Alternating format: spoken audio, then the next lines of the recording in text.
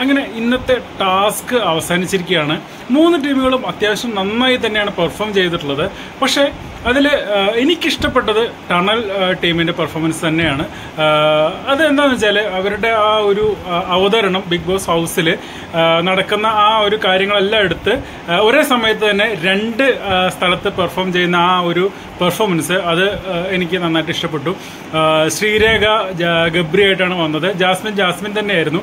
അതേപോലെ തന്നെ ശ്രീതു നമ്മുടെ ജിൻഡോ ആയിട്ടും ജാൻമണിയായിട്ട് നമ്മുടെ അൻസിബയാണ് വന്നത്. എന്തായാലും നന്നായി തകർത്ത് വാരി എന്ന് തന്നെ പറയാം.